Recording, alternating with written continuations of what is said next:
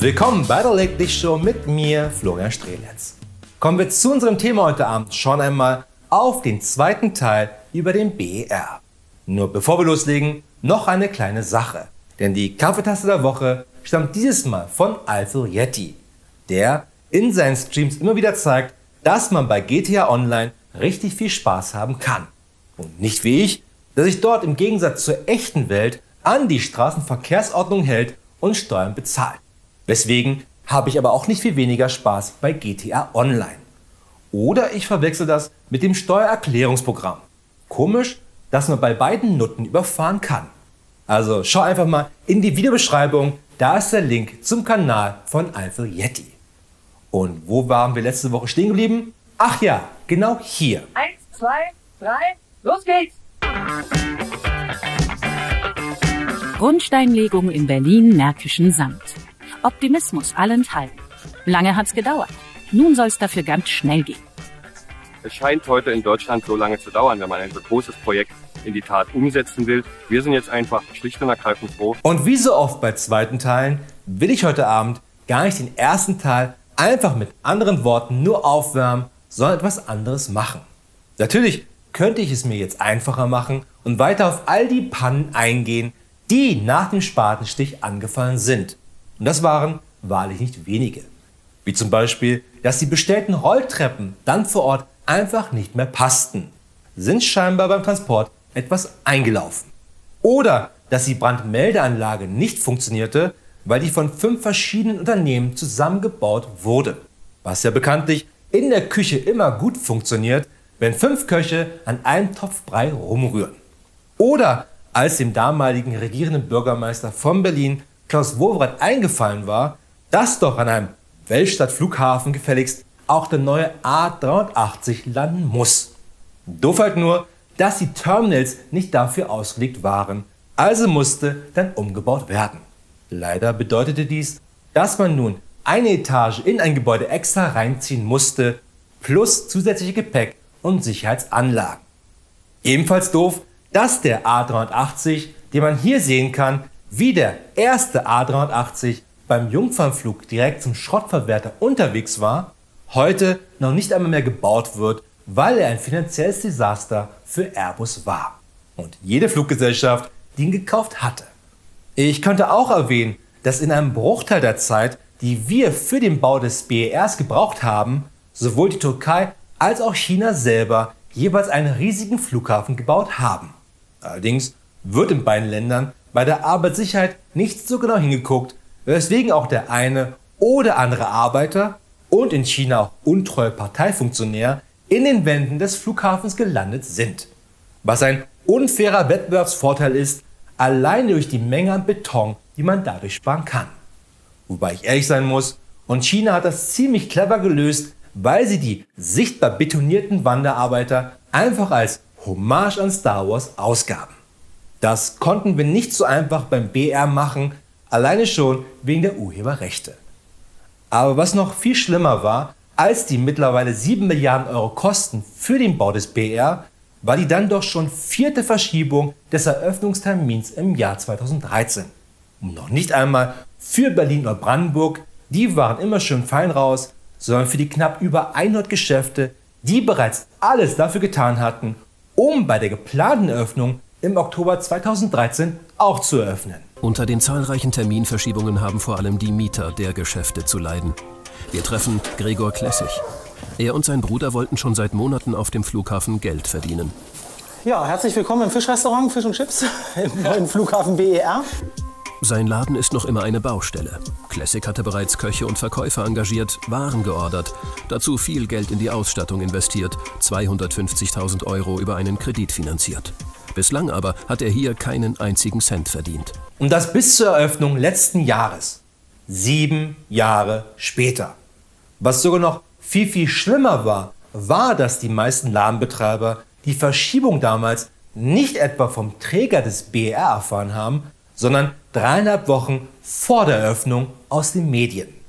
Nun könnte man natürlich annehmen, dass gerade die Bundesländer Berlin und Brandenburg, die ja anfangs so stolz waren, den BER selber zu wuppen, sich hier ihrer Verantwortung bewusst waren und aktiv gehandelt haben um diesen Menschen zu helfen. Haben sie aber nicht. Und wir reden hier nicht vom Adidas Shop oder Apple Store um die Ecke am BR, sondern von Klein- und Kleinstunternehmen. Wobei hätte es dort einen Adidas-Laden gegeben, es hätte natürlich sofort Staatshilfen gegeben.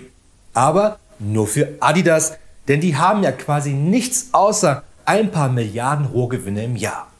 Nun könnte man meinen, dass die Verschiebung 2013 auch ein politisches Erdbeben war. Immerhin stand hinter dem Bau des BR nicht eine anonyme Baufirma, sondern Berlin und Brandenburg managten das ja selber. Und beide Verantwortliche aus Berlin und Brandenburg machten natürlich das einzig Richtige. Klaus Wowereit gibt den Vorsitz im Aufsichtsrat ab.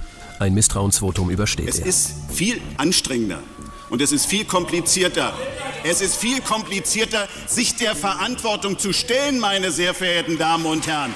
Und ich gehöre zu denjenigen, die nicht weglaufen, sondern sich dieser Verantwortung stellen. Ich sehe mich auch in der Verantwortung für das, was nicht gelungen ist bisher und will mich nicht wegducken, will auch nicht flüchten, sondern will, dass dieses Projekt zu einem erfolgreichen Ende geführt wird. Okay, ich stelle mich also der Verantwortung, indem ich die Verantwortung als Aufsichtsrat aufgebe und mich damit aus der Verantwortung verpisse?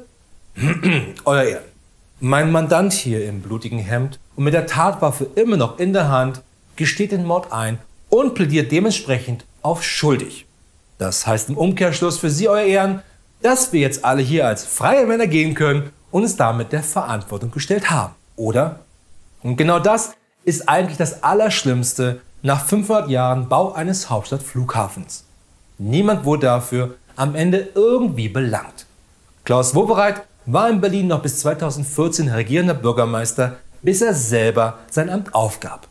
Er bezeichnete zwar die Nichteröffnung des BR als eine der größten Niederlagen seiner politischen Karriere, aber auch nicht mehr. Matthias Platzek wiederum trat dann aus gesundheitlichen Gründen 2013 als brandenburgischer Ministerpräsident zurück. Mehr aber auch nicht. Zudem beschäftigte das Debakel am BR nicht nur ein, sondern gleich zwei Untersuchungsausschüsse im Berliner Abgeordnetenhaus. Und bei beiden hatte man immer nur das Gefühl, dass die Verantwortlichen sich keiner Schuld bewusst waren, sondern nur den BR an die Wand gefahren haben, um zu sehen, ob denn der BR den Nudeltest besteht und schon al dente ist. Was er eben erst ab Minute 7 Milliarden Euro war, stand aber auch auf der Verpackung damals. Martin Delius, damals bei der Piratenpartei und Vorsitzender im ersten BR-Untersuchungsausschuss, fasst das auch hier gut zusammen. Wobei Matthias Platzek sinnbildlich für jeden Verantwortlichen beim BR steht. Matthias Platzek hat ja nur mehreren Interviews auch zu der Zeit und Veröffentlichungen gesagt, dass ihn das alles wahnsinnig mitnimmt, ja, dieses gescheiterte Projekt. Aber was ihn mitgenommen hat, ist, dass der Skandal da war und dass diese ganze Scharade aufgeflogen ist. Er hat halt einfach dann seine politische Karriere an der Stelle beendet. Das wird ihm nicht hängen bleiben, das Projekt BER. Wird niemand sagen, oh, der Platzek, der hat doch damals den BER versaut. Das wird keiner sagen in Brandenburg. In Brandenburg werden sie sagen, oh, der hat auf dem Deich gestanden, als die Flut war. Und genau das ist es auch, was man von fast jedem hört. Nur eben kein Schuldeingeständnis. Dabei hatte alles schon angefangen mit der falschen Standortauswahl, dann der bescheuerten Idee, den Bau einfach selber zu machen und am Ende nichts daraus gelernt zu haben. Denn wir haben nicht nur diesen einen BR hier für Berlin in Deutschland, sondern noch Dutzende anderer größerer und kleinerer BRs da draußen. Sei es das Milliardengrab vom S21 in Stuttgart oder das Terminal 3 am Frankfurter Flughafen. Oder die eine oder andere Autobahn, die wir so kostengünstig über mehrere ÖPPs bauen lassen wollten und uns trotzdem nun Milliarden kosten werden. Und das ist das Allerschlimmste, was man über den BR sagen kann. Nämlich, dass wir nichts daraus gelernt haben. Kein Politiker hat es am Ende seine Karriere gekostet oder wird das bei einem anderen Milliardengrab. Weil immer andere daran schuld sein werden. Ob nun die Architekten, wie beim BR, oder die Baufirmen oder der liebe Gott. Und sind wir mal ehrlich, der Alte ist echt keine große Hilfe bei Großprojekten, seit sein letztes Großprojekt gekreuzigt wurde. Nächstes Mal einfach kein Hipster auf die Erde schicken. Immerhin muss man es Gott ja in der Corona-Krise zugute heißen, dass er nicht mehr persönlich den Kontakt zum Menschen sucht, sondern Zoom benutzt. Ja Gott, wir können deinen brennenden Busch sehen. Könntest du bitte mit deinem Ast versuchen, das Auto-Mute mal zu deaktivieren? Hallo? Gott? Wenn du mich verstehst, dann brenn einfach nur weiter, okay? Oder die Sonne war schuld, die so geblendet hatte. Oder das zu hoch gewachsene Gras. Oder der Videoschiedsrichter in Köln, wobei der an allem schuld ist, inklusive dem Untergang der Titanic. Eindeutig ein nicht geahndetes Vorspiel vom Eisberg. Nur bei dem Debakel um den BR vergessen wir immer wieder, dass nicht nur Milliarden an Steuergeldern versenkt, sondern auch massenweise Existenzen ruiniert wurden. Angefangen von vielen Menschen, die Ende der 90er Jahre in Schönefeld ihre Häuser bauten, weil ihnen niemand gesagt hatte, dass da bald ein Flughafen stehen wird. Die dann enteignet wurden und irgendwo anders wieder neu anfangen mussten. Dann zum zweiten Mal. Nicht zu vergessen, die vielen Menschen, die sich Geschäftsflächen im BR gemietet hatten. Und das waren eben nicht nur Großkonzerne, sondern Kleinst- und Kleinunternehmer, die die Verluste eben nicht mal mit ihrem Cashflow abfedern konnten. Und genau diese Menschen sollten wir nicht vergessen, wenn wir das nächste Mal wieder einen Scheißwitz über die Baudauer des BR hören. Denn dann macht sich der Witz auch über diese Menschen lustig. Und am Ende auch über uns alle. Das war's wieder von der Show für heute. Aber keine Sorge, wir sehen uns wieder am Freitag mit den Lately News. Bis dahin eine gute Nacht und viel Glück da draußen.